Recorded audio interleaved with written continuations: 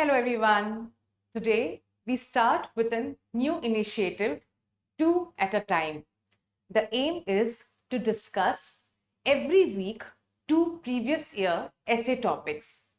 And of course, I'm going to start with the recent year essay topics, right? But before I start the discussion, I want to give out few pointers or few suggestions.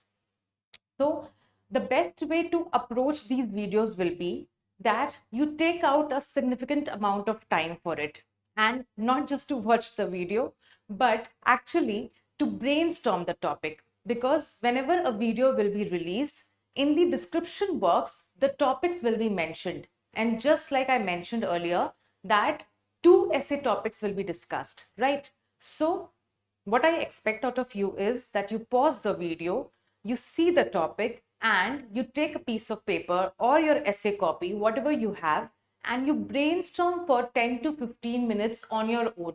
Write whatever ideas, whatever arguments, whatever examples, phrases, quotes, thinkers, religious philosophies, movies, books, whatever come into your mind when you look at the topic. Properly give time to brainstorm, to think about the topic. What's the purpose of this? Because yes, the themes might overlap, the themes might be repetitive over the years, but every year UPSC gives you a fresh new topic, and you as a student has to go in the exam and really look at the paper and see those topics for the first time. So your mind should be trained to think for those new topics. It's very easy to give, or it's very easy to spoon feed the aspirant with the solution, with the entire framework, with long 4 pages of solution and content and or whatnot. But it's essential that you learn how to force your mind to think, how to brainstorm, what approach should I follow for this, or the topic, when I see the topic, what's the theme, what it's trying to say, what's the interpretation, what are the keywords, what all ideas are coming into my mind. Once you start doing this on a regular basis, you will see that none of the topic, either in the test series that you appear or in the actual exam, will be difficult for you to interpret. Because what I've realized is that, out of all the mistakes that students do in the essay, usually the first step, which is the interpretation of the topic, which is the understanding of the topic, which is figuring out the theme, the essence of the topic, gets missed out. Many students are not able to understand that this topic is hinting towards what, because usually we get caught up into those particular keywords present in the essay topic, which might have a meaning attached to the topic, but most of the times you also have a metaphorical meaning apart from the literal meaning of the key term or keyword present in the essay topic. So how would you train yourself? By practicing previous year questions, and if you don't have time to write a full-fledged essay, at least go for brainstorming. Invest those 10-15 minutes per topic so that you are in the process of, you are in the habit of brainstorming ideas when you see an essay topic, right? Now, what I'll be doing is, because yes, just as I mentioned earlier, two essay topics will be covered every week. And this is one initiative I don't want to wrap up in a hurry. I want to take my own sweet time. That means, I'll be discussing just two topics every week. And in that way, we will try and cover a lot of topics in the upcoming months. The aim is that before next year's mains, we have covered at least, if not all, the previous year questions of the essay paper. Significant ones should be covered, which have a theme attached to them, which is either very, I would say, common or repetitive, or is important because that theme's ideas can be used over multiple of topics, right? So this is an ongoing, process. Every week we'll try and release a video, a discussion, so that the previous year questions gets covered, right? Now, I actually, I'm in favor of that. Yes, the solution part or the content part is fine. But my endeavor through this series, two at a time, is to actually help you understand what should be the approach. How should we approach a topic? what are the arguments, how the essay needs to be decoded or analyzed. So, what's important is that when you approach a topic, you should be able to decode, you should be able to frame some ideas and arguments. And when I say ideas and arguments, I don't mean political, social, environment, economy, technological kind of dimensions. I actually mean that when you see a topic, you should be able to break it down, you should be able to decode it, and the coverage of arguments should be at least 5 to 6 in major, in the sense that 5 to 6 major arguments or questions should be able to cover your essay topic comprehensively. When you are discussing each and every argument, within that, of course, you're adding ideas or examples, or it could be then the pestle approach, the political, social, economic perspective that you want to bring in. If the topic is humanity or human based, then you can bring in the individual personalities example, the individual focus, and sometimes the topics based on humans can be extrapolated to the country perspective also. So you can bring in references of either India or any other country which has maybe shown itself as a role model or as a negative example also. But what I'm trying to tell you is that don't try to fix your essay into some already fixed framework of using pestle approach or using GS1 to 4 approach or using SDG, ideas or goal numbers, or, using some ethical values like compassion, courage. These are, I'll not say that these are wrong approaches, but these are limiting approaches. They don't help you cover diverse ideas which are relevant to the topic. They help you cover diverse ideas which are irrelevant to the topic, because not every topic gives you the possibility to add ideas or be comprehensive in your interpretation from just the SDG, like the sustainable development goals perspective, or from the ethical values perspective, because maybe the topic is not just about the ethical value. The ethical values might just find placement as one of the small minor argument, or maybe something out in the conclusion.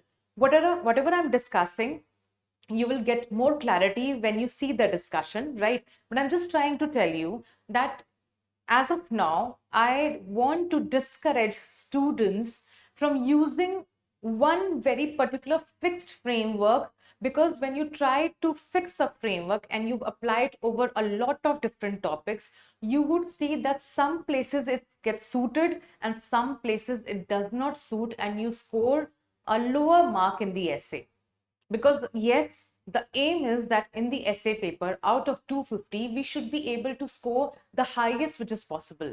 We don't want to score 80, 90, or just 100 or below 100, right? Because of course, we all know that it's going to compromise our chances of getting an interview call and even the desirable rank. So essay paper is important. I'm not going to, highlight the importance and all of that right now. But yes, I want you to open your mind, be flexible, and start thinking that if I use, or if a student uses a fixed framework, then it creates a limiting number of ideas. And when you're writing in a limited way, when you're writing something which is not directly connected to the topic, it is irrelevant. Of course, the evaluator, the examiner, will not be able to give you marks, right? So I'll keep on touching upon these issues as we proceed further. I don't want to cover everything just now today itself. I want to start my discussion. So the first topic is, and just like I mentioned, that I will be picking up topics from the recent year, which is the recently concluded 2025 Civil Services Mains Examination. From that, I have taken up the topics, and in the next few weeks, I will be giving importance to the 2025 questions first. Once we are done with it, then I'll move on to the other years, right? So you have this topic in section A in the 2025 paper. Best lessons are learned through bitter experiences. And I've also given you the numbering. So actually in the essay paper, it was numbered as the fourth topic. Okay. So best lessons are learned through bitter experiences. A relatively straightforward topic, nothing cryptic, no, hidden meaning attached to it. It's very simply saying that the lessons that you learn in life, and some of the lessons are best because they are learned through your own bitter experience, not just experience, but your bitter experience, right? So this is something the topic is trying to talk about. Now we need to understand, and I've given this approach, in all of my test series. Whenever I discuss the solution for the test topics that I've given, I usually kind of adopt this method because it helps us break down the topic, understand the topic, what it's trying to say, and also figure out the content, right? So along with the arguments, you will get the content, you will get the questions, you will get the ideas, and I also pick up the introduction and conclusion. So now let's start. So if my topic is best lessons are learned through bitter experiences, what are my important keywords and phrases? And I hope you're able to see, right? So what are my important keywords and phrases? So my important keyword is lessons learned, bitter experiences. What are my important key phrases? Best lessons. Because sometimes the word might have a different meaning. The literal meaning is something else. But when you combine two different words together, they come out as a phrase, and the phrase in itself could have a literal, like a different literal meaning and a metaphorical meaning attached to it. So that is why figuring out the phrases is also important. So best lessons, it's not just lesson, it's best lessons, and it's not just experiences, it's bitter experiences. That means why I'm emphasizing on this, because when you're discussing your essay, when you're writing the body content of the essay, the focus should never be just on the lessons or the experiences, but here, there, you will sprinkle that your idea is addressing the demand of the phrase, which is the bitter experiences and the best lessons. So the best lessons are learned through bitter experiences. Now we have figured out the keywords and key phrase. Of course, it's not very difficult to figure out, you already know. Now for certain keywords, I want you to, in the context of the keyword for the topic, take out the similar meanings. Like take out the words or different, like I would say in simpler words, synonyms, or words which have similar meaning to the particular keyword. So lessons means what? Of course, when we talk about education or schooling, the lessons are the chapters or the classes, but then overall it is knowledge, it could be wisdom, it could be learnings. So the lessons in life is the knowledge, is the wisdom, or even the learnings that you get, right? Now of course, learned is just a keyword over here, and nothing, no more words for it. Bitter, of course, it means a bad, bitter actually is a taste, right? So you have sweet, sour, bitter, right? So bitter is a taste, but it means what? In the context of this topic, bitter is not just talking about the taste, but the bad experience, the suffering that you have to go because of that particular experience that you're enduring, right? So when you do this, now, of course, I'm taking my own sweet time to explain it to you because today is the first, part of the series.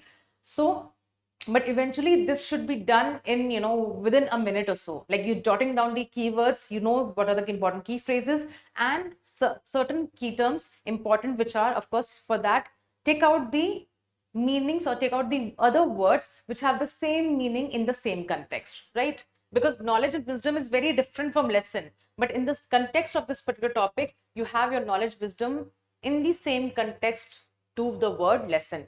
Now there's also one approach, and I just want to highlight that when I read this topic, when I see the topic, and it's just for your, understanding purpose. Why? Because when you're doing this one word theme approach, it will help you be aware that whenever you're reading any journal, any article, any editorial, any newspaper, any material, when you have something, like these keywords, you will be able to relate it to this topic, and you will start accumulating a lot of diverse examples. Whenever next time you're doing your ethics, whenever you're reading any editorial, any article, anything which, even on social media, if you're reading through any, content, you're seeing that, okay, this can be used in the theme of knowledge and wisdom or in the theme of experience. That's how you will start collecting a lot of ideas. So whatever you read, please associate it with one word theme. It's very important. This exercise is really going to help you get good differentiated content and collect it over a period of time, not just one day or single day, but over a period of time. And by the time you're going for your mains, you will have a good collection of ideas and variety of different examples, right? So one word theme is very important. So when I see this, because lessons are learned through bitter experience, the theme is, the underlying essence is that it's talking about the knowledge wisdom. Because wisdom, when you want to learn, when you want to have wisdom, when you want to become wise, of course the role of lessons and experiences are very important, right? And then you have, of course, the another one word theme, which is experience, the the different things that you learn through life. Now this part of the topic, it's very important, because this I realize that many students, sometimes they are caught up in the topic, but they don't think that what this topic has, like what's the different ideas that can be related or attached to this particular topic. So I have written what that, okay, it's the theme, it's the essence, I've put it in a box. Now this exercise or this work, this step needs to be done in a spontaneous manner. Don't overthink. Once you have figured out the topic, draw this. Okay, it could be an oval shape, whatever shape you're comfortable with, and you need to start thinking. So when I first looked at the topic, my mind started racing that what ideas, what extractions, what themes, or what is the underlying hidden essence of the topic. So when I read the topic, best lessons are learned through bitter experiences, I understood that wisdom comes through experience, because this is what the topic is talking about. Best lessons are learned through bitter experience. So for me, wisdom comes through experience. Role of experience in life, because yes, it is talking about that the best lessons are learned through bitter and experiences only. So the experiences in life is quite significant, right? So role of experience in life. Then the word bitter, just like I said, that this is not just some referring to taste of the tongue, but it's about bitter. That means you have made a mistake, something which is undesirable, which you had not anticipated. And maybe it's either a suffering or any, you could say, unfavorable circumstance that you find yourself into. So learning from mistakes, because it's a bitter experience. So best lessons are learned when you make a mistake, right? So learning from mistakes. Then of course, this is also talking about the bitter. That means not every experience is good, because experience in itself is the neutral term. So it could be good experience or bad experience, right? So experience as a word is a neutral term, and you need to do what? That means the topic is talking about that not every experience is good. Some experiences are good, they are joyful. Maybe you went to a restaurant, you enjoyed yourself, you watched a movie, you went on vacation. Those are good experiences to have, right? So that's what this is about, that not every experience is good. Inadequacy of vicarious learning. Now this is vicarious, vicarious learning. Now vicarious means simply that you are learning from the lives of others or the experiences of others. So maybe if you're the youngest child, in the family, you have your siblings, or even for that matter, the parents, right? So whatever they have experienced in life, you also learn lessons from their experience, right? It's not necessary that you have to undergo every experience. If somebody had gone through, some bad situation in their life, maybe some health issue or something, through that also you learn that, oh my God, I need to take care of my health. That's vicarious learning. Learning from the experience of others, or learning from the lives of others, right? So here the topic, because the topic is saying that the best lessons are learned through bitter experiences. That means unless until you experience it yourself, you will not learn the lesson. So in a way, isn't the topic going against, or isn't the topic trying to say that the vicarious learning from others' experience is inadequate? It's not sufficient, because the best lessons are in life are learned through bitter experience, one's own bitter experiences, right? So in a way, this is what I was able to figure out. This should come spontaneously. Whenever you're looking at a topic, start thinking that, okay, what is the topic trying to say? The topic is trying to highlight that, okay, because it's a bitter experience, I need to learn from my mistakes. It's trying to say that the best lessons, that means wisdoms, comes through experience. then of course it is trying to highlight that the role of experience or the experience is quite significant, thing in human life. Then of course it is trying to say that not every experience, because it talks about bitter experience, so not every experience is good. And it also talks about that the best lessons are learned when you undergo experience yourself, not through the others experience or others life. So in a way we could actually take this one as the counter argument. Right now, yes, I understand that this is something I'm able to do because I have dealing in essays for a very long period of time. My expertise lies there, but I am not expecting an aspirant to jot down all the points. But can we at least jot down 1 to 3 points, maybe 2 to 3 out of here, which is very straightforward, right? Because when you do this, you actually inching yourself closer to the correct interpretation of the topic. Like I mentioned, that out of the many mistakes the students commit in essay writing, the most important is that incorrect interpretation or partial interpretation of the essay topic. Right. So to actually minimize that mistake, we are doing this step, we are doing this process. So even if you're not able to jot down 5 points, at least 2 to 3 will help you get to the correct interpretation of the topic. Right. Now let's move on to the actual discussion. So this is just, sort of in a way brainstorming. Now I have the students who know me, they know that I try to decode the topic. I try to analyze the topic. I try to frame certain questions. Sometimes, the alchemy students must be knowing that the WH framework, what, why, how, when, where, right? So when you ask these questions, you tend to decode the topic, and it also gives you a lot of diverse ideas. Now, you don't have to start every argument in your essay with what, why, when, where. No, you don't have to do that. But when you ask such questions, when you see the topic, you are trying to decode the topic. You are pushing yourself on a path where you will be generating ideas which are relevant to the topic only. Otherwise, you must have seen or experienced it yourself that sometimes students tend to deviate. After 4 5 pages, they are writing completely different ideas, which is totally irrelevant to the essay topic. Why it happens? Because we have not done this decoding or analyzing the topic through questions, right? So I ask questions, but yes, just like I told you, that it's not necessary that, okay, just give me a moment. Let me see if I could. I hope now it will get covered this side of the board, right? Okay, so I hope you're able to see. Just a moment, let me just adjust. Okay, yes, it gets covered. So yes, the various arguments. Now, when I asked you to use the WH framework, or when I asked you to actually apply the questioning format, I don't want you to start every idea with a question. The idea is that the questions are for yourself because it will help you figure out what could be the meaning of the topic. But then you need to start off with something which is giving you the possibility to explore a lot of ideas. What's my first argument?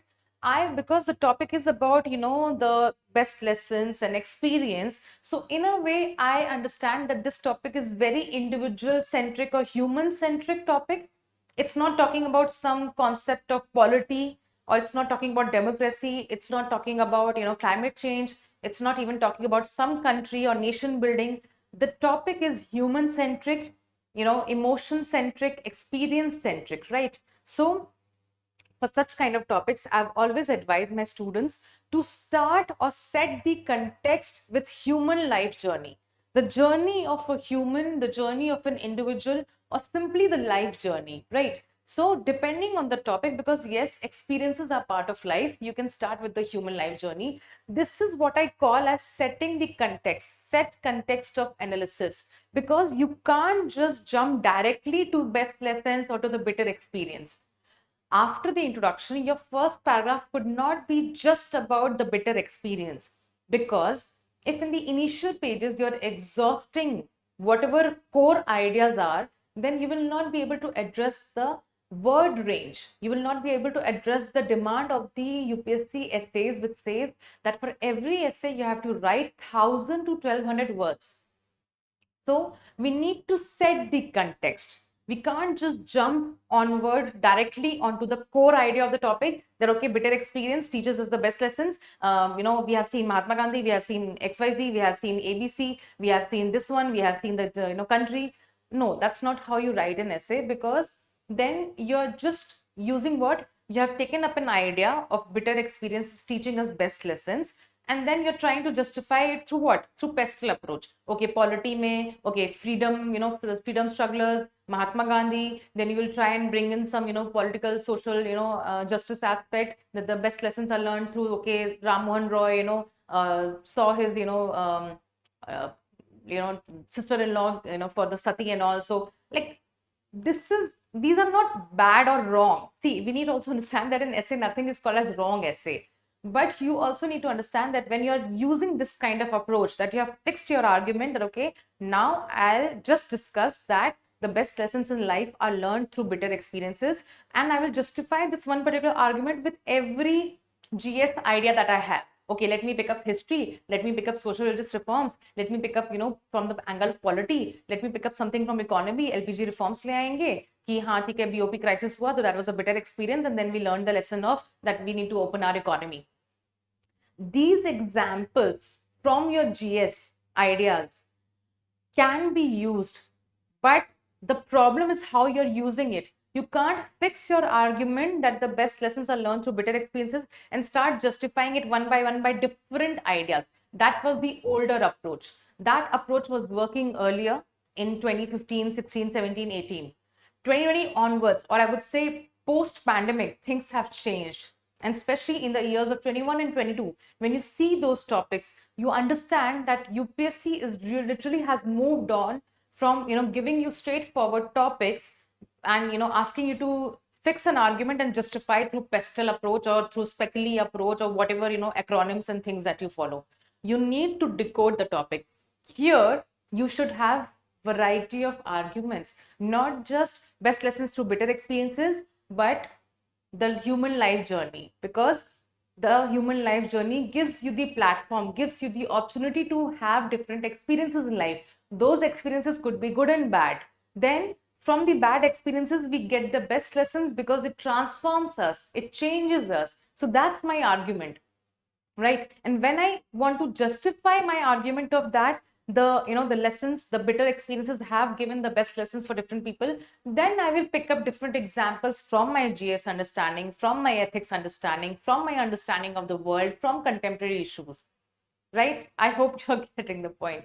Okay, now without discussing it and making it a boring discussion, let's actually hit the essay topic. So my first argument will be not just jumping directly to bitter experience or best lessons, but talking about human life journey, because I want to set the context. So human life journey, that means from womb to tomb. Womb to tomb is filled with experiences. True? Womb to tomb is filled with experiences.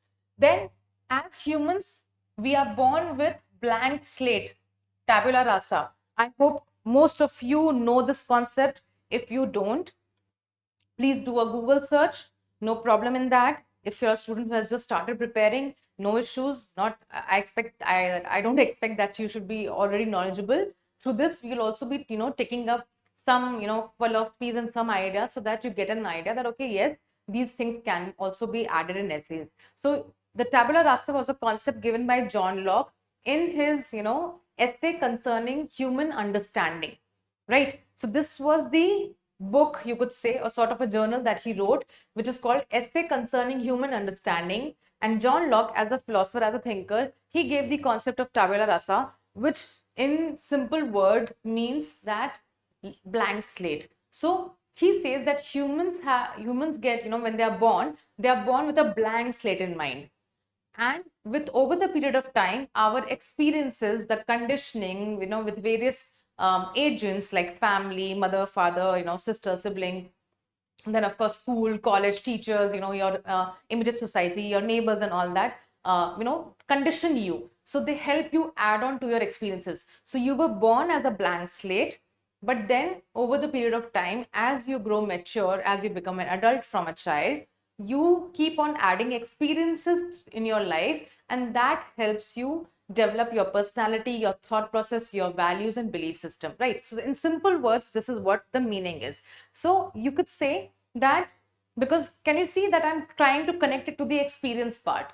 So humans are born as a blank slate, and knowledge is built from experiences. So every human, when they take a birth, when they are a child, they keep on adding to their knowledge base by the variety of experience. And some experiences are, emotional experiences, some experiences are knowledge experience. You go to a school, you go to different standards, you go to different grades, you get different kind of, you study different kind of subjects, and that all adds to your experience. History is not just taught just to give you the facts.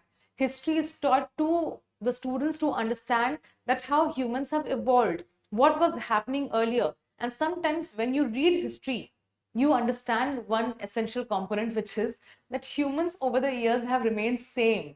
Yes, the situation, the circumstances, the technology, maybe the political system has changed. Maybe earlier it was, authoritarian and, a king rule and monarchy rule, and now you're, in a democracy. But the human values, human systems, human, thought process over the centuries have remained same. So history, teaching history is actually vicarious learning. So the, emotions of other kings and the whatever things that happened over the years, you learn that, okay, this is what, how the society, and this is how, the entire human evolution, or whatever, like the systems have been put into place. So knowledge is built from experience, and those experiences are sensation, which is external, and when you reflect, introspect, that is your internal, right? So my first argument is about that, and within this argument I will try to give the concept of tabula rasa. I will try to build in on the idea that human life is made out of experiences only. Then only I'll be able to connect it to bitter experience. Then only I'll be able to discuss that yes, the best lessons are learned through bitter experience. So now I hope you understand that why I'm setting the context. Now the second argument could be, it could be after 2-3 paragraphs or 2 paragraphs, because maybe in one paragraph you explain the concept of tabula rasa, in the second paragraph you're trying to justify that knowledge base of any child or any human individual is actually built from experiences, and you have to give examples over here, right? Then diverse experiences in life. The experiences could be joyful, based out of joy, vacations and all that, learnings and all that. And then you have the uncomfortable experiences, which are bitter, right? So herein you can bring examples 1 to 2 depending on what is your knowledge base and whatever examples that you have of personalities who underwent change through experience. So yes, you can bring in who? You can bring in Mahatma Gandhi, you can bring in Abraham Lincoln, you can bring in for that matter even Gautam Buddha, you can bring in Ashok, right? Post Kalinga War. So depending on what level of ideas and level of examples you have, you can bring in the personalities, talk about that the humans have been able to become wise because they have been undergone, or they have been undergoing diverse experiences in their life, somewhere joyful, somewhere uncomfortable, bitter lessons or bitter experiences. So you have, for example, I've given you just a hint, Abraham Lincoln. So Abraham Lincoln, from poverty, from vulnerable section, or from being an unprivileged person, to becoming a lawyer, to legislator, to becoming the 16th president of the United States of America, to abolishing slavery, and it was very difficult task for him to abolish slavery. And then he led US through the Civil War. So his entire journey, his diverse experiences in life taught him the best lessons. And that's why you respect that person. We still are taking his name as and using them as examples in our essay in 21st century, sitting in 2025, because those bitter experiences of life, those diverse experiences of life made him a wise person. And of course, the entire civilization appreciates the presence of wise people in our society, right? So we use them as examples. This is the second argument. Now, when we move to the third argument. So the initial 1-2 arguments were actually there to set the context. And here is my third argument, which is trying to now become the core argument. So the major core argument brings more analysis plus diverse examples. That means when you're discussing these core arguments, usually your second, third, fourth arguments that you will be making would become your core arguments. And within that, you have to use a lot of different ideas. you have to bring in thinkers, you have to bring in examples, you have to bring in books, movies, reference, whatever you want to, whatever, things that you, tools that you want to use to justify your particular argument, right? And the core argument, what does the word core mean? That it is actually addressing the demand of the question. So now here onwards, I will try to bring in bitter experiences. I will try to bring in that the best lessons are learned through bitter experience only. That is the core argument. True? Okay. So what's my third argument? These experiences bring lessons, wherein lessons learned are through what? They are learned through education, role modeling, and own experiences. So before I touch down, maybe 1 to 2 sentences are right, that in the human life journey, in the human, experiences, the lessons are learned through education, because of course you learn, you go to schools and all. Then you have the role models, you learn through different, experiences of other people, and then with your own experience. So combination or cumulative learning happens, cumulative lessons happen when you are going through all of this, right? Lesson learned through own experience. So now coming and bringing the discussion, that because the topic was that the best lessons are learned through bitter experience. So lessons learned through own experience, they are permanent, they leave indelible mark, in the sense that the imprint of that personal experience cannot be removed. You might forget what Abraham Lincoln went through, or Mahatma Gandhi went through, or Buddha went through, but you will not forget your own personal experience, whatever you endured, whatever suffering or difficult situation you had to endure. So those are permanent. When you learn something through your own experience, those are permanent, they leave indelible mark and bring life changing transformation. And that is what the best lesson, bitter experience, because bitter experience will always be life changing, it will always bring transformation, right? And then you have to, of course, while discussing all of this, you have to give in examples. So maybe you're talking about the lessons, where lessons are learned through school education, this and that, role modeling and all. You can bring in any role model over there. Then change the paragraph and talk about that the lessons learned through own experience have a permanent impact on the person. One will not be able to forget whatever bitter experience that they had. So, and then you have the various examples. Then you can start with Gautam Buddha's extreme penance, madhyam marg, like how that bitter experience turned into the best lesson. So, because that's what the topic is about. So now your examples are not just about experience or lesson. Now your examples in this specific area, or within this argument, needs to be about what? Needs to be about those bitter experience which has taught best lessons for that particular individual. Okay, so I have 2-3 examples over here.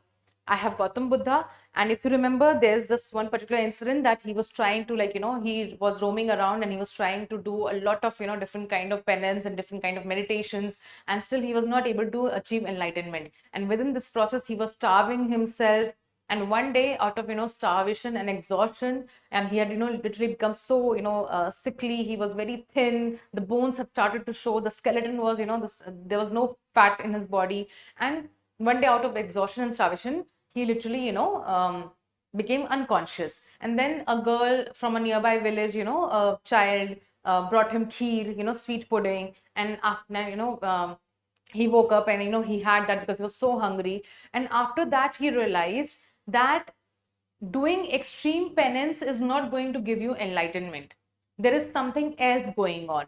And then he tried to give the concept, or he tried to understand first, assimilate the concept, and then gave the concept of madhyam marg to the world, which is that balancing.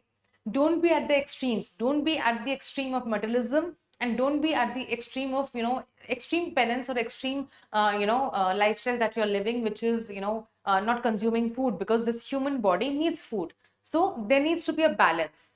So he gave the concept of madhyam marg. So bitter experience of starvation, of exhaustion, and when he consumed that kheer, that sweet pudding, the followers, I would not call him exactly followers, but the people, the other monks who were with him during that time, they lost faith in him. They were like, now he's not able to become an enlightened person, because he has stopped having stopped practicing meditation and all, stopped practicing this extreme, you could say penance and all. So he was left alone, but then he realized that madhyam marg can only solve the problem. It can only guide a person towards enlightenment or towards a better life, or and Madhyam mark can actually help balance somebody's attachment or detachment. So you can't be totally detached, you can't be totally attached to materialistic positions. You need to create a balance as a human, and that's what he talked about. So his bitter experience of extreme penance, of starvation, exhaustion led him to the best lessons of his life, right?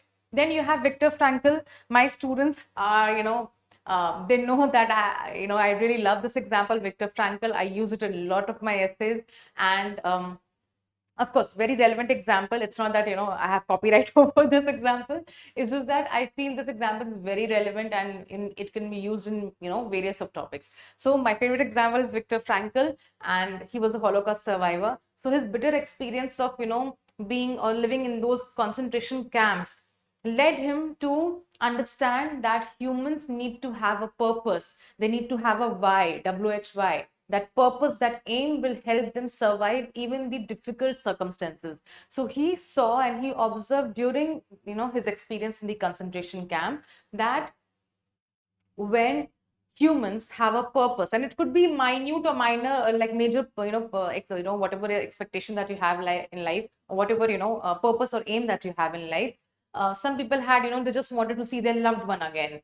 Somebody wanted to do something more in their career. Maybe they were doctors, they were some scientists, and they wanted to do something more. They were not satisfied with just dying in the concentration camp.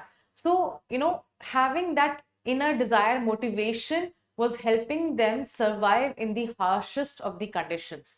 And those who did not have anything to look forward to, they did not, maybe they had lost hope, they had lost faith that they will be able to survive, they could not survive the concentration camp. So post his experience of the concentration camp, when he was released, he then started, because he was already a practicing psychiatrist, so then he gave the concept of logotherapy, which simply says that a human needs a why or a purpose in life to actually fulfill or to live a life properly. So you can't be aimless and goalless. You need to have, and that aim and goal could be anything. It could be anything, trust me on this, but you need to have that as a human to survive, to actually live a fulfilling life, right? So bitter experience, best lesson of logotherapy. Then of course people obsessed with Elon Musk and Steve Jobs, so that's why I've included this example. So Elon Musk, yes, early failures, he had invested into a lot of different ventures and all that, and not all of them were giving profits. So all of his earlier experiences of investments and being an entrepreneur was actually led into failures. Of course, it's a bitter experience. You don't want to see your ventures, you don't want to see your initiatives getting failed, right, as a human. So then early failures, bankruptcy, those bitter experiences, but that led him to develop a resilient character. That led him to develop a willpower, a strength, mental resilience, and that actually helped him or motivated him to go for further innovation. Something he was, he was taking a risk. Something was which was not done earlier. There was no precedence, earlier in the history for the things he has done.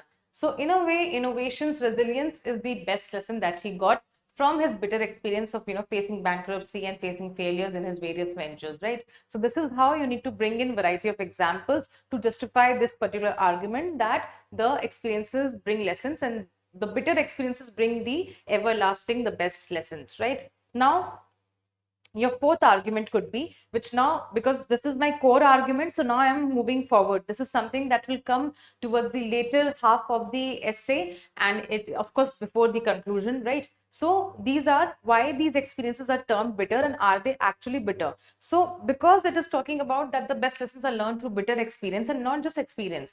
So why they are bitter? Why we have used the term bitter, and that's why I always tell my students that focus on every keyword, because every keyword can give you a different kind of argument. It can help you generate ideas. Otherwise you will pick up what you will pick up this example, this argument, and you'll keep on justifying. मैंने Gautam Buddha, Victor Frankl, Elon Musk लिया, आप क्या करोगे, आप different countries से example लोगे from IR, then you will bring in some scientist example. मतलब basically you'll be following what GS 1 to 4 or the pestle approach, which is very limiting. So within this, like within the entire essay, you have to come up with a lot of variety of arguments. Okay, now why these experiences are termed bitter, and are they actually bitter? So bitter is what? Because it has changed your perception. It jolts you out of the comfort zone. You call something bitter because it's not palatable.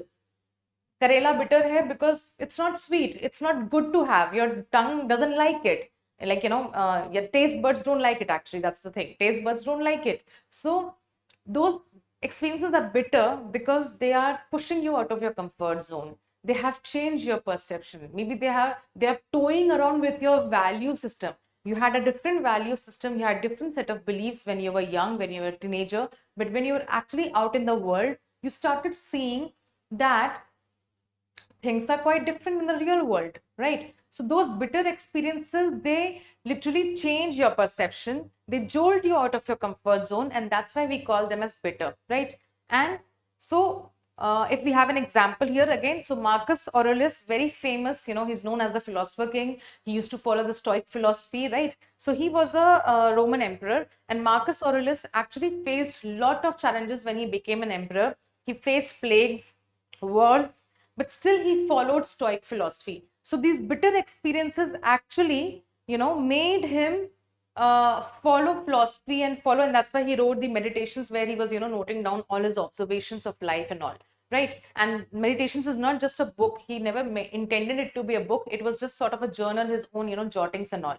So he faced a lot of different things, bitter experiences. It changed him, and he started following the Stoic philosophy. And when he started following the Stoicism, the Stoic philosophy, he became a famous king. Like centuries earlier he was existing, and we are still studying about him. So that's what tells us that bitter experiences actually change people. It brings a lot of transformation, and yes, that becomes bitter. But do we actually need to call it bitter? Because, again, in the continuation of the previous argument, are they actually bitter? So, long term, actually, they are not bitter. These experiences actually turn your life into sweet, they turn into honey, sweetening life, because those lessons, those wisdom that you have gathered actually make your future life easy, right? So, in a way, those are bitter in the short term, but in the long term, they turn into sweet honey. That's how you can write it. That's just metaphorical and a flowery way of giving the ideas. So bitter experience gives eventually sweet wisdom. It leads you to bliss, state of bliss and state of peace and calmness. Then you also become a self-actualized person. Now with this term, I'm hinting towards Abraham Maslow's hierarchy of needs, and at the top you have your self-actualization. Those students who don't know about Abraham Maslow's theory, hierarchy of needs, please read about it. It's a very common theory. You could use it in your ethics answers also, right? So very nice perspective. Please read about it. So self-actualization and enlightenment. So the bitter experience over the period of time actually turns into all of this. So you can, like I've written it as a, a sort of a equation in the essay. You don't have to write it as an equation. You will be actually, elaborating it. You'll be explaining it. Then I've also given you some, proverbs or some quotes. So smooth seas do not make skillful sailors. So in a way, the bitter experiences, they make you experience, they make you wise, they make you a better person, they make you more compassionate, they make you more empathetic. Sometimes when you go through different experiences, the life humbles you. You develop humility. Maybe in your 20s you were egoistic. When you went through a lot of different experiences, it changed your personality. You became more humble. You tried to understand the other perspective. You grew more compassionate. So that's how, smooth seas do not make skillful sailors. So if life is going to be smooth, you will not be an appreciated sailor. You will not achieve something good in life. Smooth seas do not make skillful sailors. Turn your wounds into wisdom, and that has been said by Oprah Winfrey. I've included some simple quotes so that I don't want to give you complex quotes, but I'm just trying to give you ideas that in between the essay, how you should be fitting in the various quotes. So you have turn your wounds into wisdom, because these bitter experiences actually will make your life sweet in the long run.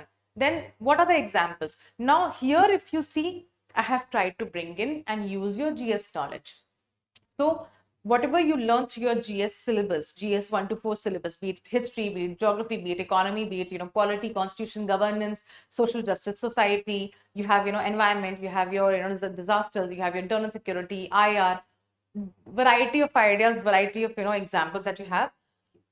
Within the argument, you can use these examples, and these examples could be from your GS understanding, your understanding of the contemporary issues, or even current affairs for that matter. So these bitter experiences, they give us wisdom.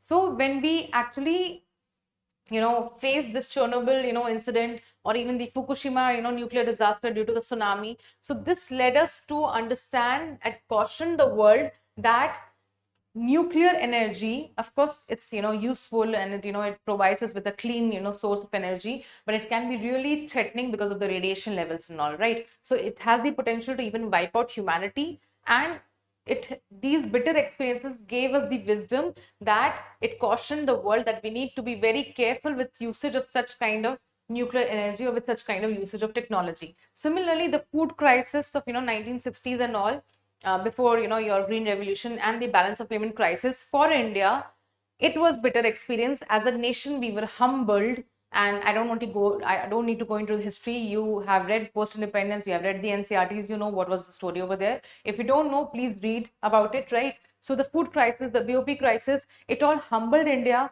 and these bitter experiences literally taught us to be self-sufficient. It taught us that we can't be dependent on different countries for our basic needs, as a as the dignified country, as a for human dignity, for preservance of human dignity. So the Indian experience, the bitter experience, taught us the best lessons. And now we are the ones supplying crops. We are the ones supplying, various things. We are, quite a huge percentage and huge share taker in the world trade. So that's how, right?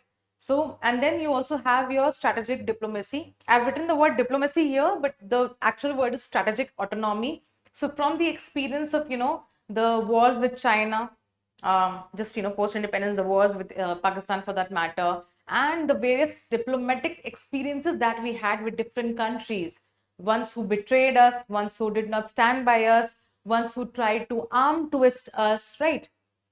I know you know.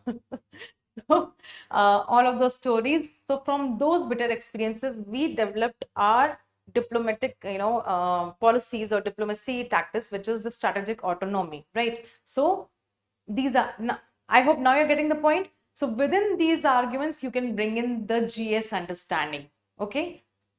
So I've given you a few examples. You can again, go for a lot of examples. There's also this global financial crisis of 2008. So the post, this bitter experience, post, a lot of companies and corporates and banks and, those Lehman Brothers and financial crisis, and a lot of, you could say, havoc over the entire global economic systems. We learned the best lesson, and we started with the G20, the Financial Stability Board, the Basel norms and all that, right? So of course, you are the better judge of it. You are the better, you have a better understanding of these examples because you read GS on a regular basis. So use these examples. Then your fifth argument could be what? That do learnings done vicariously aren't best lessons. If you remember, in the first slide itself, I had discussed that when I'm looking at the topic, I also see that there's a possibility to discuss that what about learning the lessons through lives of other people, role models, right? So aren't those the best lessons? So in a way, I have tried to ask it in a form of a question, that do learnings done vicariously through like aren't the best lessons? So vicariously is experiencing through somebody else's action. And here is what I have written, that it is a counter or a parallel idea. So if the topic gives you the possibility to explore either the counter argument, something which is completely different or opposite to the topic given to you, or a parallel argument, which is maybe that you're trying to bring a nuanced perspective, that yes, this is true, but this opinion or this perspective is also true. It has validity. It is, important. So do learnings done vicariously. Learn from the mistakes of others. You can't live long enough to make them all yourself. So Eleanor Roosevelt has said this, and a similar quote is by Swami Vivekanand. Please search about it, right? Because again, it can be used. I think Swami Vivekanand has talked about that, the wisdom part, the lives and teachings of, from the great people. Yeah, you need to, take away those lives, those teachings, and those, you could say lessons from their lives. But Eleanor Roosevelt has said what? That learn from the mistakes of others. You can't live long enough to make them all yourself, right? So yes, some lessons, few lessons, best lessons can also be learned through lives of others, not through your own bitter experience. If you're wise, you will save yourself from committing that mistake. You will save yourself from that bitter experience because you saw somebody else making the same mistake. right? Maybe investing into stock market, or because you don't have any idea, and somebody asks you to just buy this and do that and this share and all that, without having a good idea about it, you're doing something. And maybe without like you're stopping yourself from doing it because you saw your one friend getting caught up into that or losing money over it, right? So through the bitter experiences of others, we can also learn. Okay, so this constitutes all of my, major arguments, and within the major arguments, my all of the examples and ideas that I could discuss, like which is relevant. So this is what the approach for the body content should be. Rather than following any fixed framework, you follow that. Okay, what is the topic? What are the theme essence attached to it? What are the different ideas that I could understand, or how I can decode the topic one by one? And you pick up that, okay, experience is important, and then you have the bitter experience and then the lessons out of it, and then you attach that the bitter experience will only bring the personal transformation. It will bring it will bring maturity, it will bring wisdom into you, and the examples and all that. That's how you build up your essays. Okay, now coming to the introduction conclusion, because without introduction conclusion, the essay is actually not done.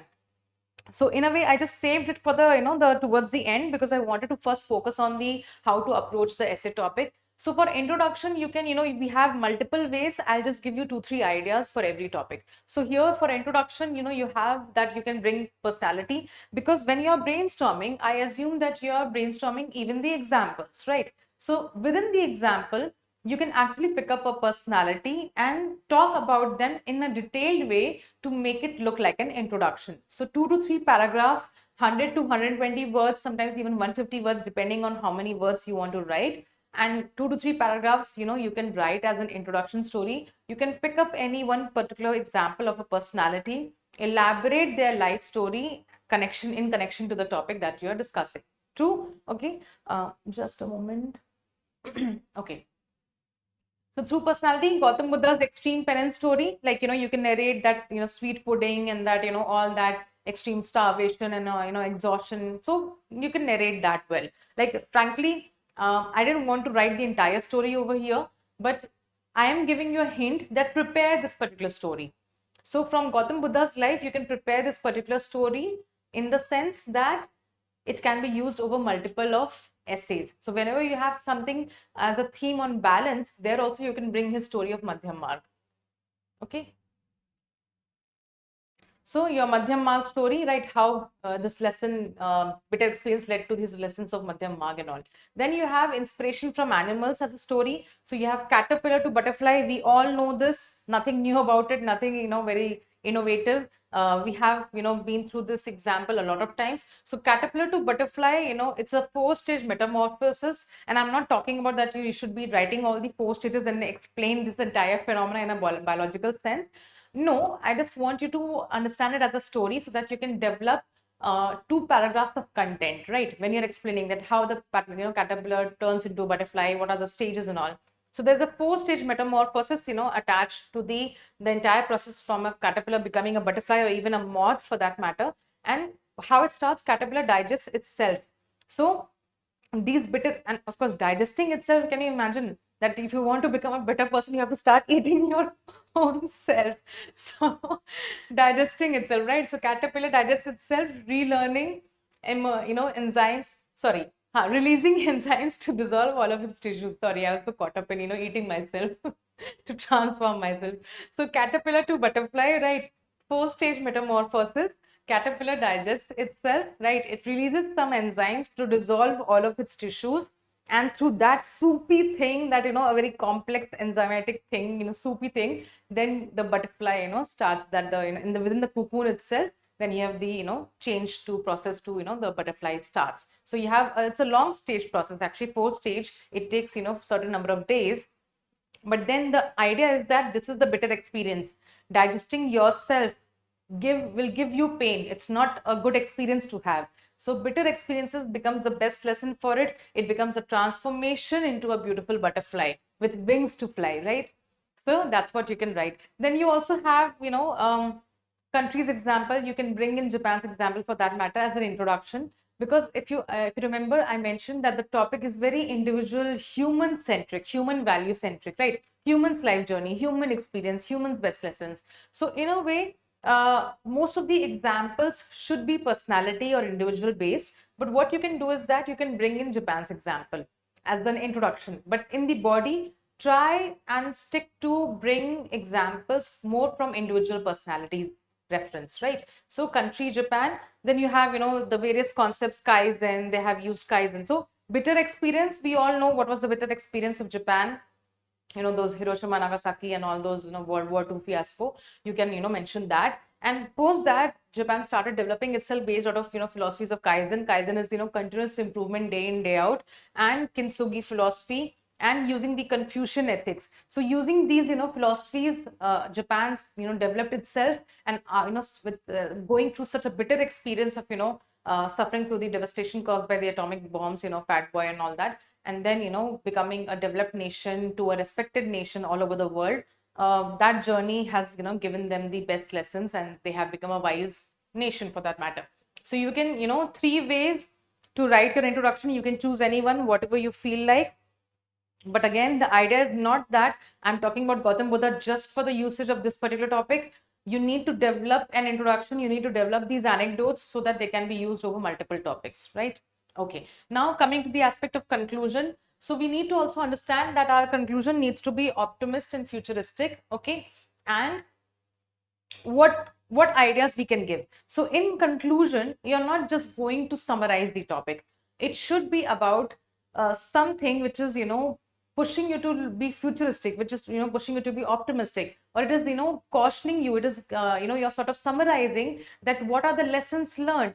So talking about the experiences and the bitter experiences and the best lessons out of it. So in a way, you will actually sort of give a suggestion that one should never shy away from the experiences, because not all who wander are lost, right? So using your previous years, questions knowledge only, you can, use and write ideas. So never shy away from experience. So don't put yourself into a well. Don't become, a frog in a well. You should expose yourself to different kind of experiences, because those experiences, good and bad, will help you become more mature, more more wise. So bitter experiences teaches us what? It teaches us to have courage. It teaches us resilience. It teaches us wisdom. It teaches us pragmatism. Now, can you see that here I have brought in the values? Instead of starting my essay with those ethical values, I have brought in my idea, values here, because I want to talk about that the best lessons, which is learned through the bitter experiences, they are learned because it teaches us certain values, which is courage, resilience, wisdom, pragmatism. Experiences, make you pragmatic. It makes you realistic. With your, very idealistic kind of routine or schedule that you were following, you were not able to qualify the exam. Then you did course correction. Then you made your schedule to be realistic, that okay, within this period of time, within a week, this is the amount of study which I can do realistically. I can't study every day 14-15 hours. I have to target maybe 8 to 10 hours on a consistent basis. So pragmatism teaches a lot of things, and pragmatism is something which comes through those bitter experiences. And when you learn then you have a philosopher, Friedrich Nietzsche, very important, very famous philosopher. So Nietzsche has talked about that that which does not kill us makes us stronger. So this is a quote given by Nietzsche, and in a way you can, it's very relevant, that those bitter experience which does not kill us makes us stronger. That which does not kill us makes us stronger. So in a way, it's very weird that the poison that you're eating, if it's not killing you, it's making you stronger. No, it doesn't happen like that. Please take it not in the literal sense, but in the metaphorical sense, right? So that which does not kill us makes us stronger. Or you can bring in Marcus Aurelius. If you have not used this example in the body content, you can use him in the conclusion. Marcus Aurelius, Stoicism, philosophy, that obstacles plus pain are life itself, right? So Stoicism says what? That obstacles that you face, the pain that you go in life, these are the part and parcel of life. You can't have life without these, right? So, and Rumi has also said the wound is the place where the light enters you. In a way, those bitter experiences gives you the wisdom. So the wound is the place, the wound is the bitter experience, the light is the wisdom or the best lesson. So the wound is the place where the light enter you is given by Rumi as a quote, and you can actually use it to end your essay. Then people who are into poems and all that, for this particular topic, you can also bring the Robert Frost poem, The Road Not Taken. two roads diverged into a wood and I took the one less traveled by. Why? Because experience. Because I started my discussion in the conclusion that never shy away from experiences. When you experience something, it could be good, bad. Bad experiences will help us get lessons, get wisdom. And that's the aim of human life, right? So this is through these, ideas. When you, of course, elaborate, you will be able to cover 3 to 4 paragraphs, and your conclusion will not just be summary of whatever you have already written in the body content, but given a perspective which is optimistic, has set of ideas which is fresh, which is relevant to the topic, but is pushing you towards understanding that why having those experiences are important, what are the takeaways from those experiences, and in to become a wise person in the future, what all should be done. And through the poems and through the quotes, you can actually end your essay, right? This concludes our discussion. Now, I do understand that I have taken a lot of time to discuss, one particular essay, because yes, this is the first session. I wanted to talk about my approach. My endeavor would be that as we are discussing, the next few topics, of course, in the upcoming weeks, the time of the video should not be so lengthy. Yes, I'll try my best to keep it short and concise, but to give you the approach in the first video itself, it was very essential for me to be elaborative on the various aspects, right? I'll try my best to not make lengthy videos, because I do understand nobody has time to go through each topic and devote 1 hour each, for those kind of topics. So yes, now for value addition, I'm just dropping hints over here.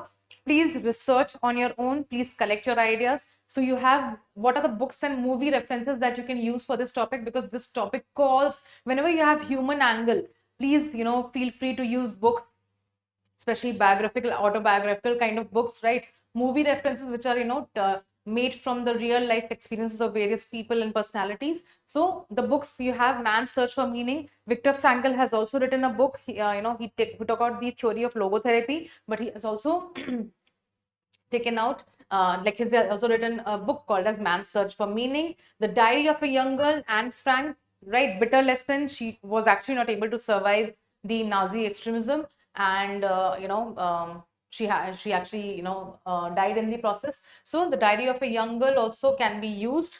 Bitter lessons and bitter experiences then gives the best lessons for the humanity. For Anne Frank, of course, she was not able to survive, so we can't say that was the best lesson for her. But for others, for the entire humanity, a small, I think she was 13 years old, a teenager's death talks about that how the oppressive regimes can literally play around with the, lives of the people. So Long Walk to Freedom, Nelson Mandela. In that, in this particular essay, again, bitter experience, 27 years in prison and all that, right? These are very cliched and common examples. So not going to elaborate much on it. You already know the concept, you already know the idea.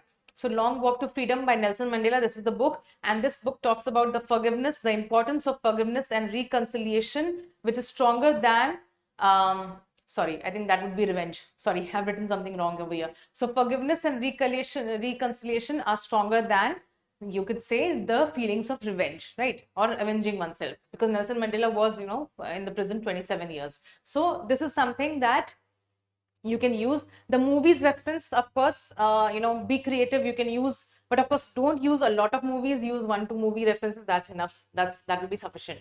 So Pursuit of Happiness, the real story of Chris Gardner. I think this is very famous. Most of the, you already know the story and all. If you have not seen the movie, and if you're planning to watch a movie in the nearby future, you can watch this movie. It's a sweet movie. So Pursuit of Happiness by, the real story of Chris Gardner. The protagonist is Chris Gardner. And the lesson is what? Perseverance, dignity, and never say die attitude, right? So you have this. Okay, so bitter experience, best lessons. 127 Hours, Aaron Ralston, right? So 127 Hours is actually a movie which is based on personality and an individual, Aaron Ralston, who was, sort of stuck in the canyon, Colorado Canyon in USA, where, a rock fell onto his hand, and he was trapped there, and, still he had, he survived. So his bitter experience of being trapped in canyon, but the best lessons for humanity, that a human, if he wants to survive, he who has a why to live can bear almost anyhow. This was the example, this was actually, you would say, personified by Aaron Ralston, right? Then you have Mountain Man Maji. We all know, you know, his story. So you can use these movies, you can use these personalities, you can use these book references. Now we come to the second topic, because yes, the endeavor is called two at a time. So yes, we have the second topic, and I promise this video is long, but next time we will not have such long videos, because yes, I wanted to give you the approach. And because, you know, just generally giving and discussing ideas one by one is not going to help you. It's very essential to actually understand the approach. So the next topic is, and it's from the same year, 2025, section B topic. The topic number was 8. Okay. Just a moment. So I'll just take a sip of water also. And the topic is contentment is natural wealth, luxury is artificial poverty. Right. Now, this is something that, again, a very straightforward topic, nothing cryptic about it. But you will really find challenge in, you know, writing the essay. Why? Because natural wealth and artificial poverty is very difficult to justify. So I would suggest that when we are discussing this topic, or when you're writing, attempting to write this essay, don't get fixated on the keyword natural wealth and artificial poverty. Just mention that, okay, what is the context? What is the takeaway? What do you understand by the keyword of natural wealth or artificial poverty, right? So we'll discuss in a moment, just a moment. I'll just have a sip of water.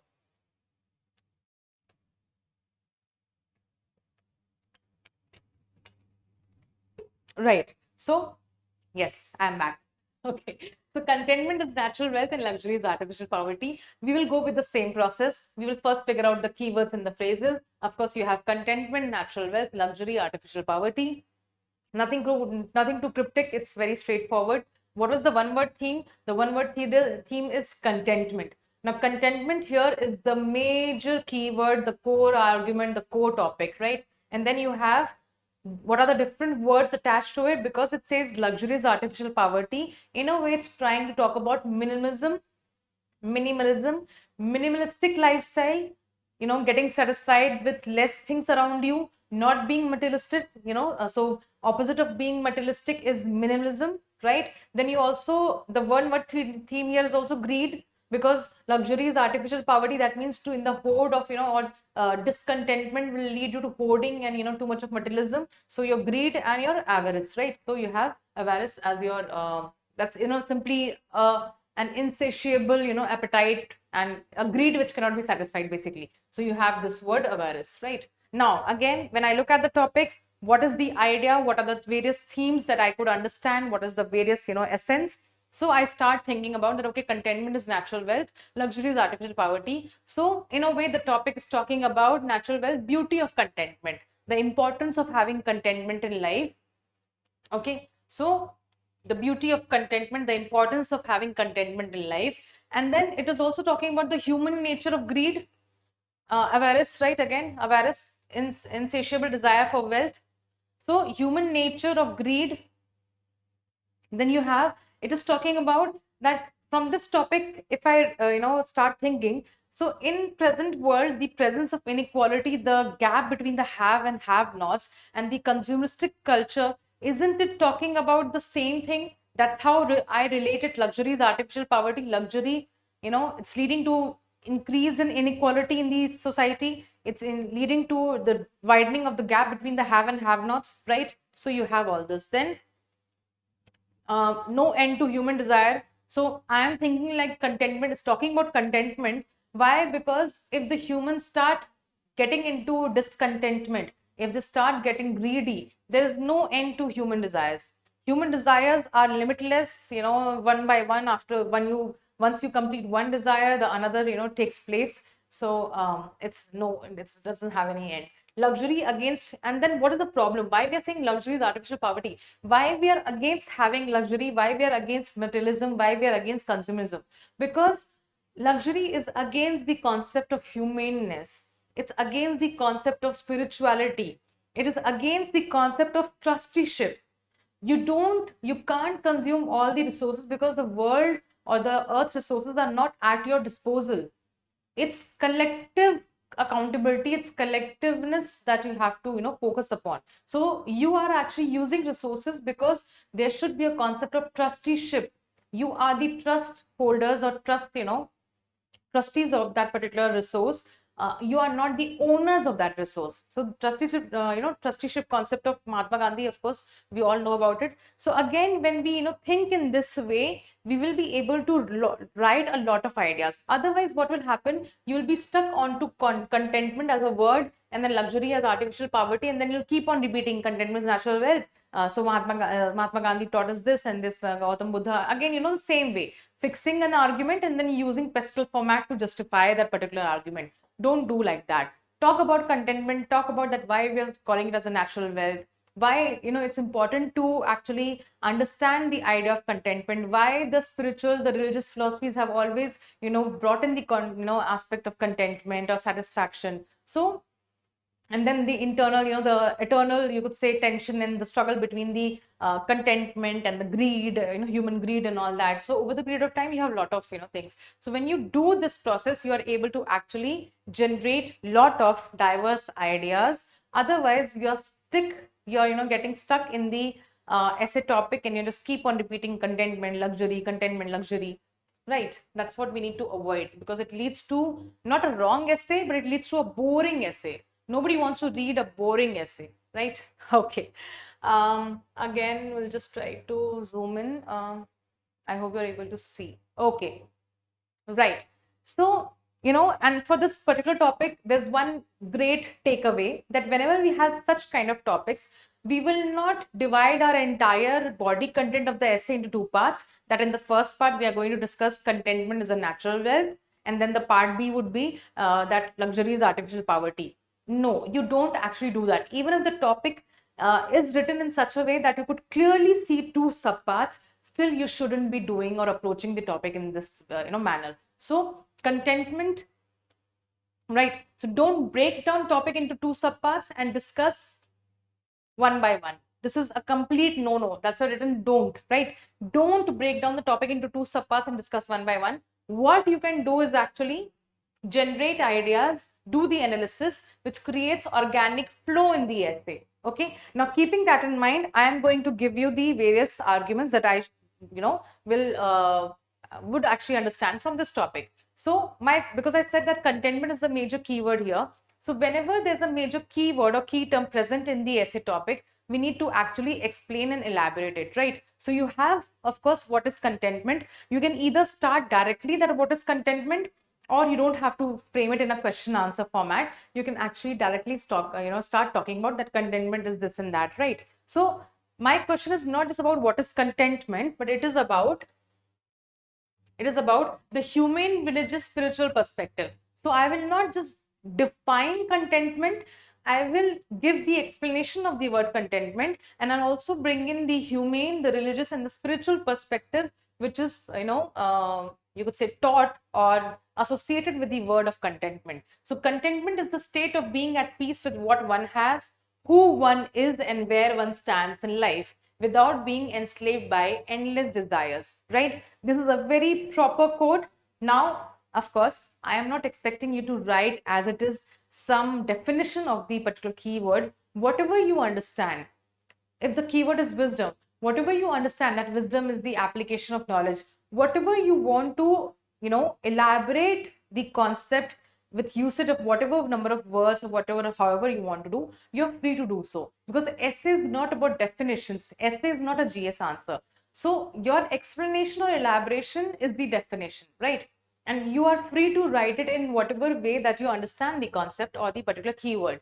Here I have understood that contentment is the state of being at peace with what one has, who one is, and where one stands in life. Not just the materialistic possession, but who one is. What am I? What's my character? What's my nature? What's my personality? And where one stands in life without being enslaved by endless desires.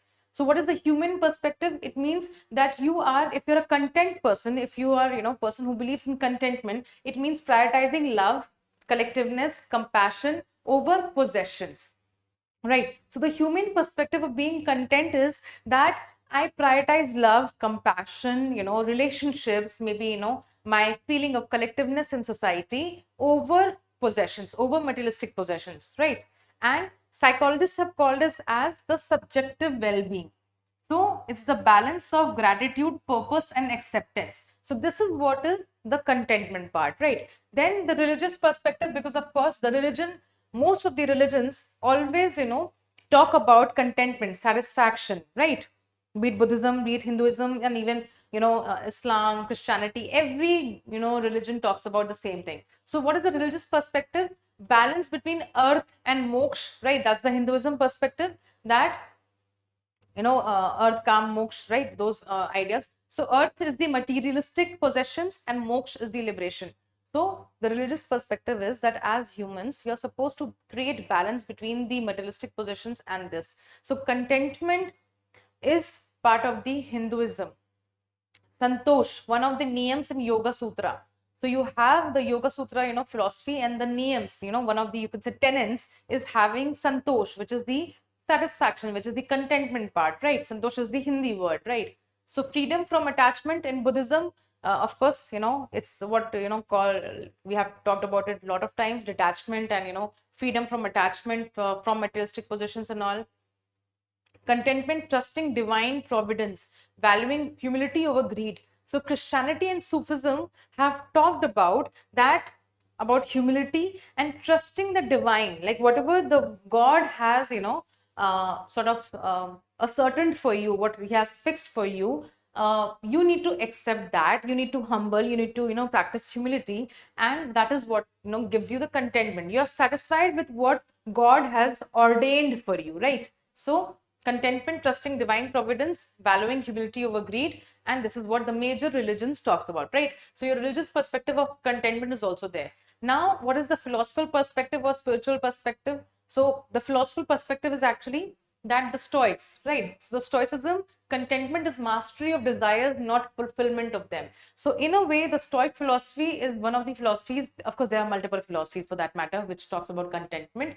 But then majorly Stoic philosophy talks about that contentment is mastery of desires, it's not fulfillment of them, right? So that's my first argument, where I'll pick up the keyword, I'll discuss, not just define it, but I'll try to bring in some religious, some human angles, some, perspective into it, so that I'm able to discuss that, okay, from different perspectives, contentment means what, right? Then I have my second argument, that why contentment has been emphasized as eternal virtue or as an important virtue, because my topic says was that contentment is natural wealth. So instead of directly discussing natural wealth as a keyword or a phrase, I want to talk about that why contentment over the time has been, or as part of human civilization, has been emphasized as an important virtue, as an eternal virtue. Like in every phase or century, you have this, virtue of contentment. So Socrates has talked about true wealth lies in reducing wants, not multiplying possessions.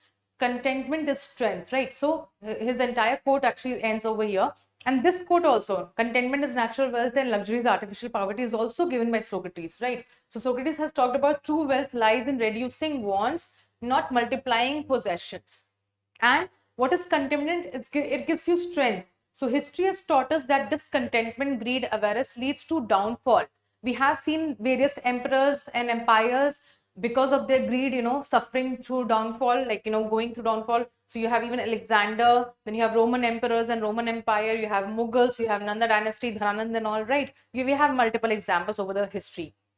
Then what does actually contentment, serve purpose? Contentment is key to good life. Human desires are endless, resources are finite. So, if you are discontent, if you are just heeding value to your desires, then human desires are endless. And if you want to have resources, those are finite, right? So contentment is key to good life, and it's essential to have contentment. So through this, what you can do is that take discussion towards it being natural wealth, because you have tried to, because of course we can't ignore the phrase natural wealth, we have to discuss it. But maybe I'll not exactly define it or say that, okay, why it is being called as natural wealth, what is natural, what is wealth. No, instead of that, I'll try to subtly discuss it in a way that the idea also gets discussed, and I'm not exactly defining what is natural wealth. So natural wealth is what? No one can steal virtue of contentment from man. So if your wealth, a normal wealth, possessions, materialistic possessions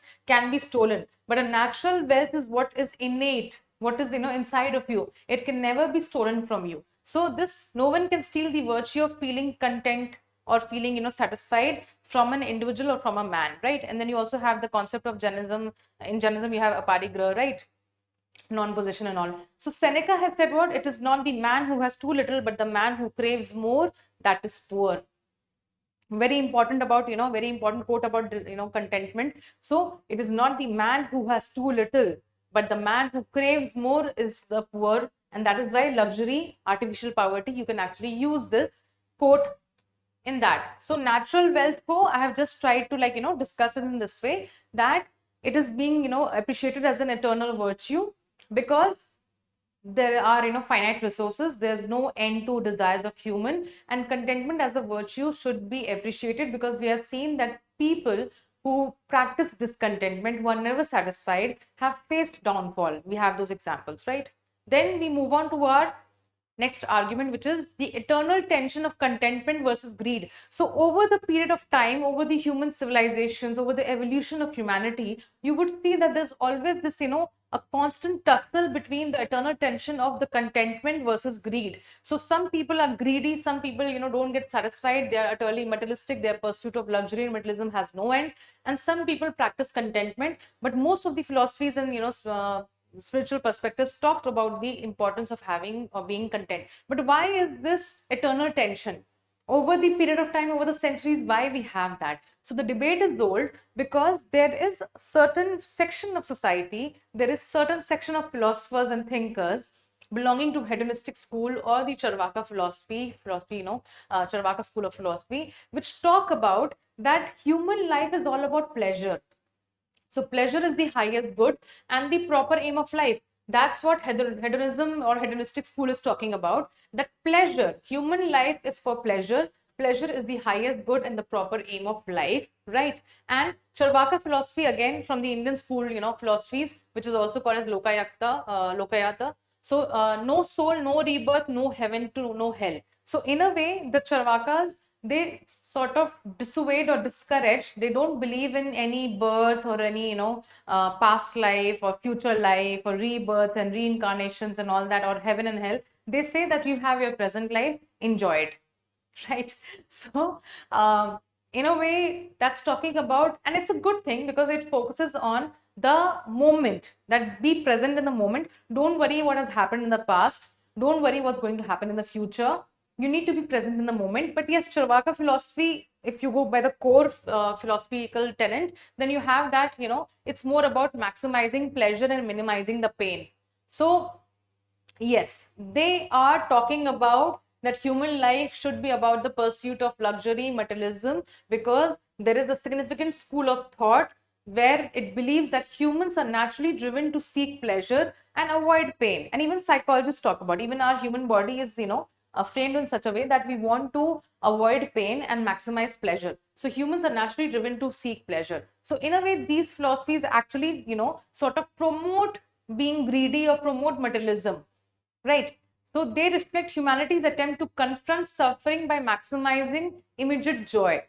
Both these schools of philosophy also wanted to emphasize that human life is very difficult. So instead of making it a sort of a exercise in suffering or a journey of suffering, we need to maximize our pleasures, because we need to confront the suffering and the pain which is attached to the aspect of human life, right? So this is what the debate is all about. So the debate and all that, and that's why in a way these philosophies have also promoted the aspect of materialistic pursuits and all. So this these both schools of philosophies have always been against each other and debating and all that, right? Then your fourth argument is, but pursuit of luxury and materialism creates dependence on possessions, right? So in a way, the luxury is artificial poverty. I did not exactly give my argument as luxury is artificial poverty as a subhead. I am trying to bring in the idea that the pursuit of luxury and materialism creates dependence on possessions. So that's why it is artificial poverty. You have luxury, you possess something, but it is something which is fleeting. It will never give you satisfaction. More one desires, the more one feels lacking. So actually luxury is artificial poverty because it is poverty of soul. You don't feel content, you don't feel happy, you don't feel at peace. After completing one need and one desire and one want, you then a new want takes place. So in a way, it's always a constant race towards more and more and more. It's a cycle, it's a vicious cycle of desires. It's perpetual dissatisfaction. And it creates an poverty-like situation. Just like a poor is every day striving to, get 2 square meals a day, every day trying to achieve a standard of life. That vicious cycle is similarly where you are perpetually dissatisfied, and that is why we are calling luxury as artificial poverty. So in a way, that's what I've given through the star markings, that through the poverty of soul and through this luxury often erodes empathy, humaneness, simplicity. Through this, points, I have tried to discuss that luxury is artificial poverty. So referenced luxury, artificial poverty indirectly, rather than giving it as a subheading and trying to define that what do we mean by artificial poverty. Through ideas, I have tried to explain it, right? So in this kind of topic, you can address the phrase and the key term rather than directly but indirectly. So use these ideas. Luxury often erodes empathy, humaneness, and simplicity in humans. It widens inequalities. It leads to spiritual poverty amid material plenty. So you have poverty of soul, you have spiritual poverty. Then it also leads to what? Conspicuous consumption. Conspicuous consumption means what? That Veblen goods, status symbol. You're buying Gucci bags. You're buying, Ferrari. You're buying Lamborghini. You're, having private jets. Like all those, Veblen goods, Giffen goods, Veblen goods. So Veblen goods are used as status symbol, right? So you have, in Gurgaon, you have, the 100 crore apartment, right?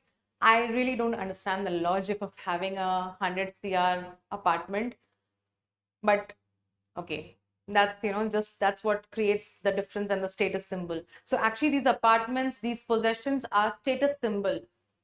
A bag costing lakhs and lakhs of rupees, a watch costing in crores, doesn't really make sense, even if they try and justify that, okay, the craftsmanship and this and that.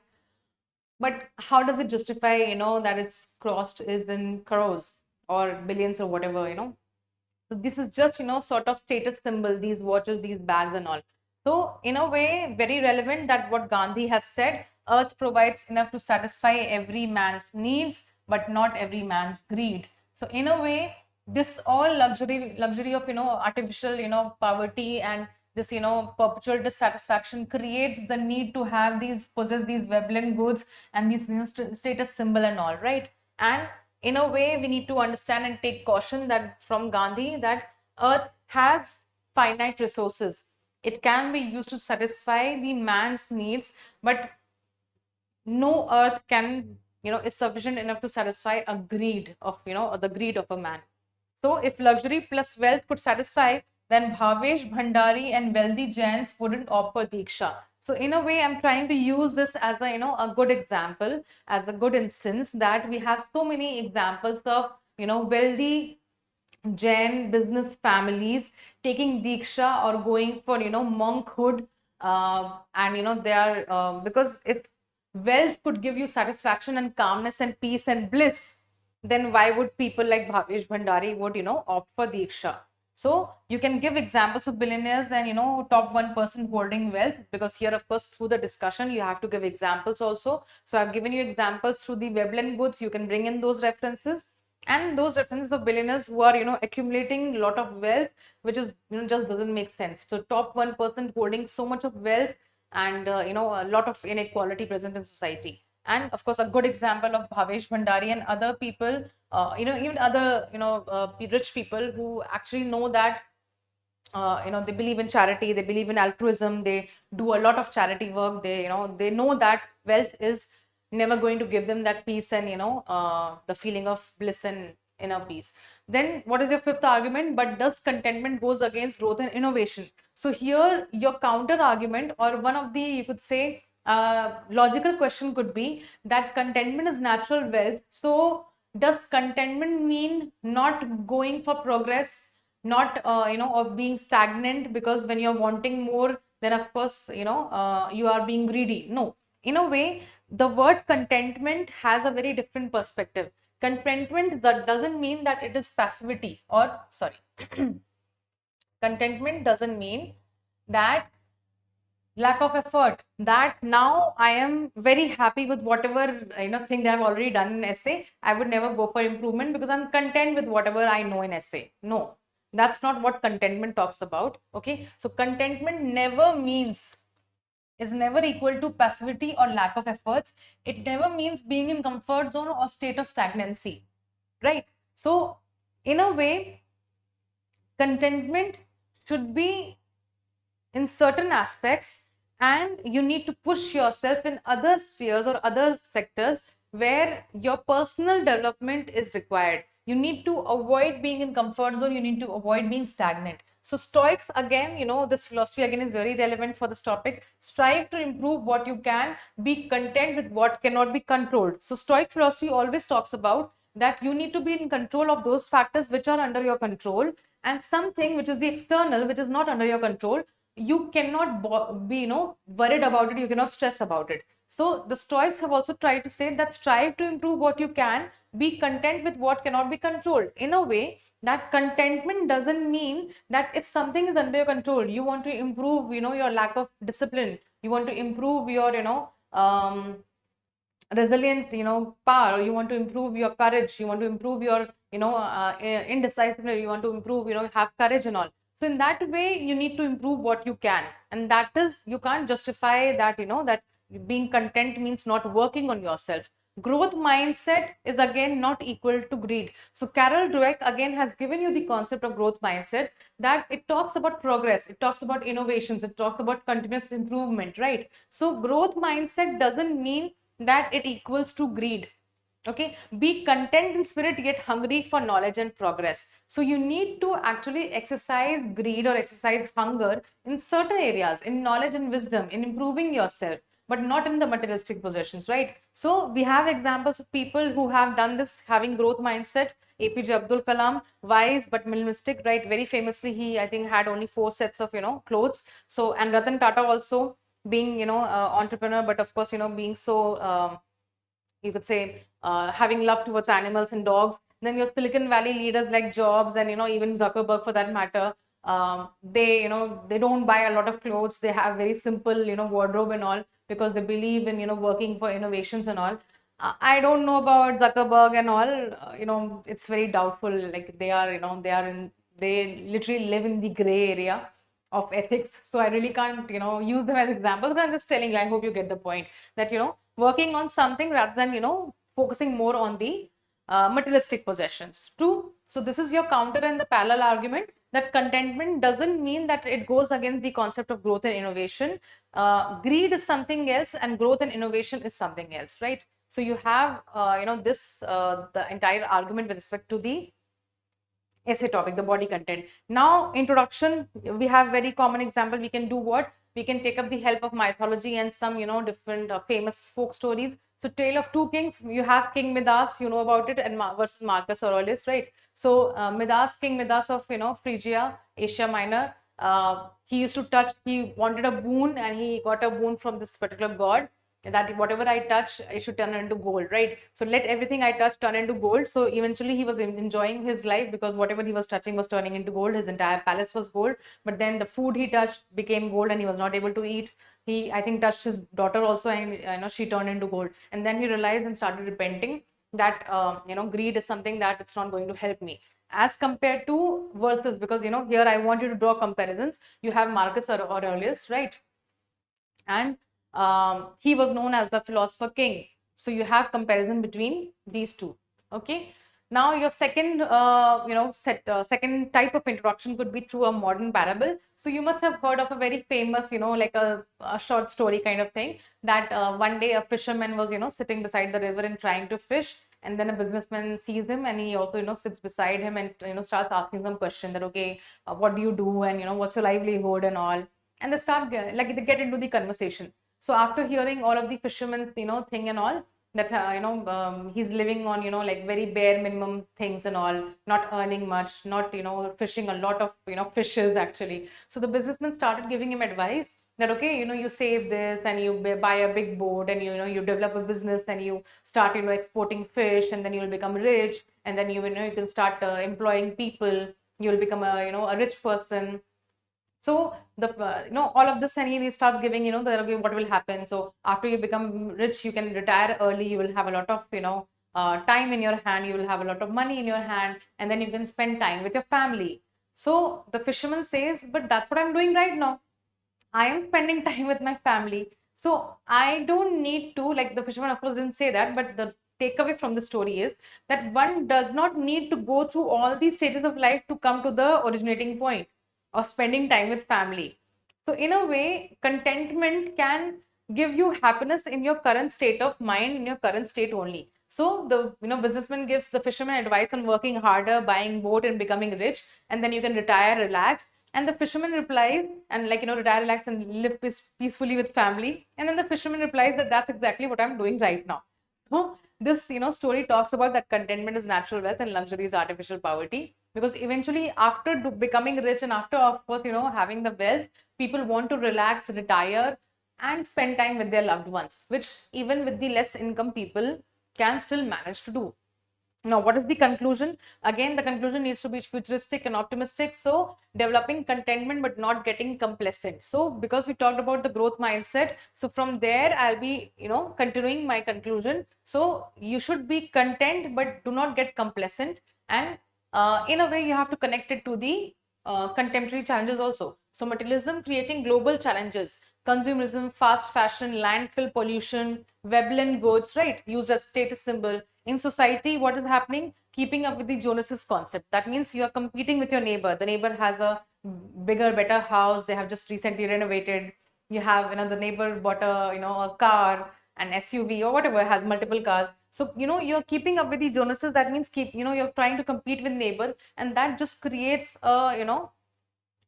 discontentment and a race kind of thing, which is not going to help anybody. So contentment is something that we need to practice, and this is what is happening in the society right now, that possession of the positional goods. So your private jets, your admission in the Ivy League, this all increases your relative social standing, but in the long run this is all creating a lot of havoc on the planet, a lot of unethical aspects in the society. Then you also have the phenomenon of trickle down consumption.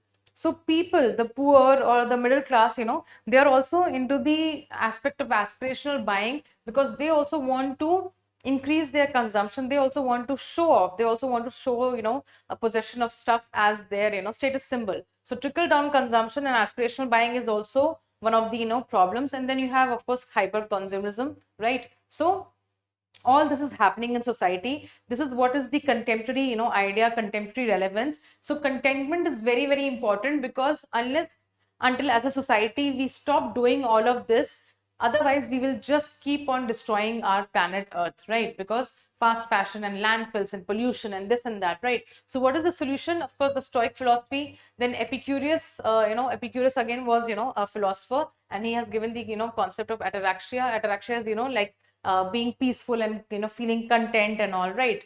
Like managing with whatever you have resources, and that's the feeling of being peaceful and bliss.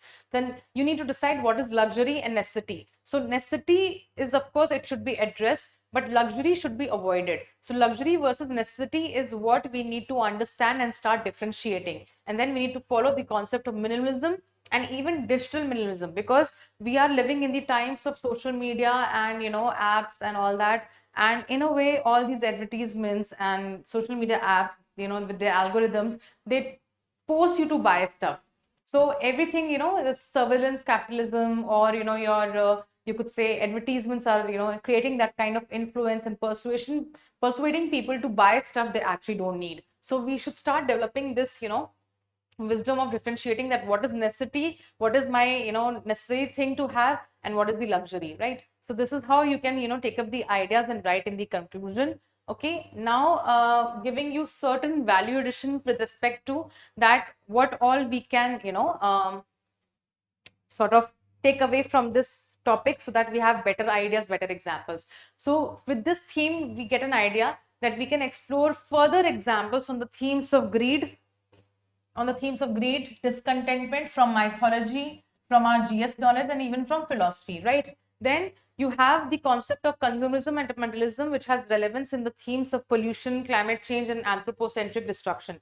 Anything which talks about the lack of ethics in the present society, you can bring in the aspect of consumerism and lack of trusteeship, lack of having the collective notion, or lack of feeling of collectivism, and leading to excess of consumerism and materialism, because we want to show off, we want to use goods for our a status, as a status symbol. Then you have these philosophers and these ideas. So please try and find out relevant to this topic. So Epicurus, as a philosopher, has talked about, advocated simple pleasures, peace of mind over indulgence, and that is what is ataraxia, right? So advocated simple pleasures in life and aim of having peace of mind over indulgence. Similarly, Nietzsche has talked about excessive comfort, luxury breeds weakness, hardships give meaning. So Friedrich Nietzsche has always talked about that suffering makes a man stronger, suffering makes humans stronger, right? So if you're looking for excessive comfort or luxury, it breeds weakness into the humans, whereas hardships or being content with what you have, it gives meaning into your life, right? So this is what Nietzsche has also talked about. Then we have examples of corporate greed, very very common. Volkswagen emission scandal, right? You have Satyam scam, you have even Elizabeth Holmes, of course, falsely stating that she has discovered some blood test and all that, which will revolutionize the reduction of diseases and all. So Theranos was the company's name. Elizabeth Holmes modeled herself as a new age, Steve Jobs, and she wanted to get success, and all of this, led. So this, the feeling of discontentment, the feeling of dissatisfaction, drove people into unethical acts. So all of this is examples of corporate greed. You have all these philosophers. So with this, I end today's discussion, and I hope you got the perspective how I'll be approaching the topics, the content, and the perspective about the introductions and conclusions, right? So my aim is that I'm also trying to teach you how to think for the topic, any essay topic that you get, and I'm also giving you content. My endeavor would be that as we proceed, in the upcoming weeks, the discussion videos length should become shorter, because I understand nobody has got time to like invest a lot of time just to discuss one or two topics. But in a way, this was supposed to be a longer one, because I'm just doing it for the first time for you all, and I need to tell you and discuss my approach to make it very clear. With this, I wish you all the best, and I'll see you next week. Take care. Bye bye.